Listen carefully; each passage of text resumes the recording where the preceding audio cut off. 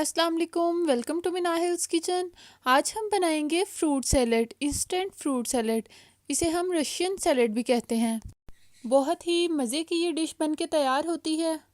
आपके घर में गेस्ट आए तो ये डिश लाजमी बनाएं और ये घर पे भी ज़रूर ट्राई करें। ये डिश बहुत अच्छी बनेगी। बहुत ही इजी और सिंपल सी रेसिपी है और 5 मिनट में बन के तैयार होती है। तो चलें बगैर किसी देर के रेसिपी को बनाना स्टार्ट करते हैं। यहाँ पे मैंने फ्रूट कॉकटेल लिया है। इसको हम कटर की मदद से ओपन करेंगे। सारी साइड से इसे ओपन करेंगे। बिल्कुल इसी तरह मेरे स्टेप्स को फॉलो करिएगा तो इंशाल्लाह आपकी रेसिपी ऐसी ही बनेगी। अब हम इसे स्टेन करेंगे। इसका जूस हम अलहदा कर लेंगे और फ्रूट कॉकटेल को अलहदा कर लेंगे, क्योंकि जूस हम इस सैलेड में इस्तेमाल नहीं करेंगे। सैलेड में हम सिर्फ फ्रूट कॉकटेल इस्तेमाल करेंगे। इस जूस को आप बर्फ़ डाल के भी इस्तेमाल कर सकते हैं, बहुत ही टेस्टी लगता है।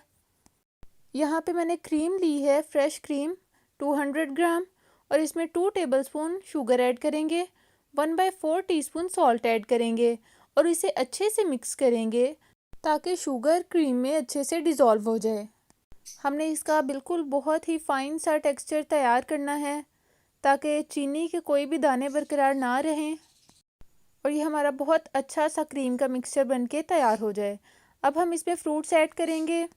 1 कप यहाँ पे मैंने एप्पल लिया है, 1 कप बनाना और 1 कप ग्रेप्स, और 1 कप ही मैं इसमें फ्रूट कॉकटेल ऐड करूँगी। क्वांटिटीज़ आप अपनी मर्ज़ी से कम या ज़्यादा भी कर सकते हैं और इसे अच्छे से मिक्स करेंगे। मिक्स आपने इसको सॉफ्टली करना है, बहुत ही नरम हाथों से आपने इसे मिक्स करना है। अब हम इसमें ब्लैक पेपर ऐड करेंगे। यहाँ पे मैंने half teaspoon black pepper ली है और इसे अच्छे से मिक्स करेंगे। बहुत ही ये सिंपल रेसिपी है और इंस्टेंट रेसिपी है। अगर आपके पास टाइम कम है और गेस्ट आ रहे हों तो आप इस रेसिपी को ट्राई कर सकते हैं। बहुत ही सिंपल और इजी एंड क्विक रेसिपी है। तो यहाँ पे हमारा रशियन सैलेड बन के तैयार है। अब हम इसे सर्व करेंगे। आप किसी भी डिश में इसे सर्व कर सकते हैं जो आपके पास अवेलेबल हो। माशाल्लाह बहुत ही अच्छा बन के तैयार हुआ है।